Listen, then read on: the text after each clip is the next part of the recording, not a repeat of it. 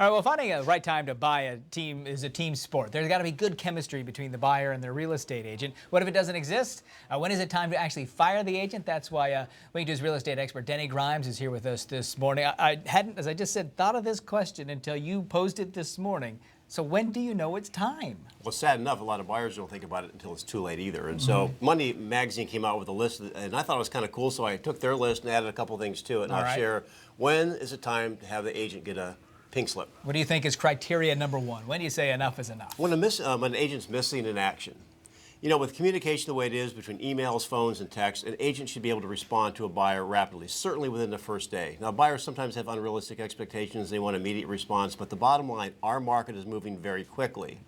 And the agent should have a sense of urgency and be able to be reached and respond properly to the buyer. So if you're, my advice to the buyers, if their agent aren't wearing sneakers, you might want to look for another agent because you've got to have a sense of urgency. It's moving fast, so you don't want to be caught behind. What do you mean when you say high-pressure tactics? I know that's on your list, too. Well, everybody knows the used car salesman tactics, and I'm not really talking about that. What I'm talking about is an agent that goes beyond, the pressure. You know, if they go short of waterboarding, it may be a little bit too much pressure, but buyers need to understand that we have to tell the truth, too, and it's not far from the truth if we say, Rob, if you don't buy this home in 15 seconds, it's going to be gone. Right. Now, that's information, but to push on that is pressure, and an agent shouldn't do that. Because you need to be making the decision. That's right. You don't want the agent making the decision. It's your win, it's your loss, but the agent needs to be honest, and the buyers don't interpret that as pressure. If they go beyond that statement, it's pressure. All right, move on to what's the next point.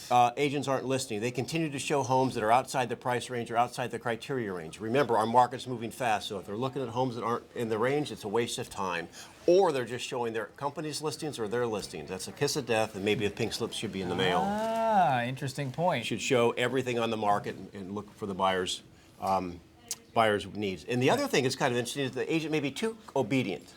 And so, for example, you want your cab driver to be obedient, but you don't want him to drive in a ditch just because you tell him to. And so agents need to tell the buyers the truth. And sometimes if you find someone who's too obedient at your own peril, you should maybe take pause in that, because I've had buyers ask me to do things that would be harmful. I won't do it. And the last one, of course, is basically make sure they don't make decisions for you. Your agent should not be binding you in contracts and basically agreeing to terms of the contract without the specific buyer's approval. Without your approval. That's right. These are interesting because you're right. You can get too far into the game and you don't know when to cut the cord, and you're probably, I would guess, better off to do that and start over. Yeah, if you see any of these signs taking place on a regular basis, you have a sit down and it doesn't change, it may be time for you to take pause in shopping for a home and shopping for a new agent, because you know what? If the market's going up, it may cost you money, because the next home you buy in 6 months from now or 4 months from now may cost you more. This is true. So you make that first decision, the right decision, before you're out shopping. That's right. Find the right agent first. And the key is find one agent to work with. If you're working with 4 agents, guess what? You don't have anybody working with you. Right. Find an agent you like, you trust, that thinks you've got your interests at heart, and stick with them. Thank you, Denny. Wingdo's This Morning. We'll be right back.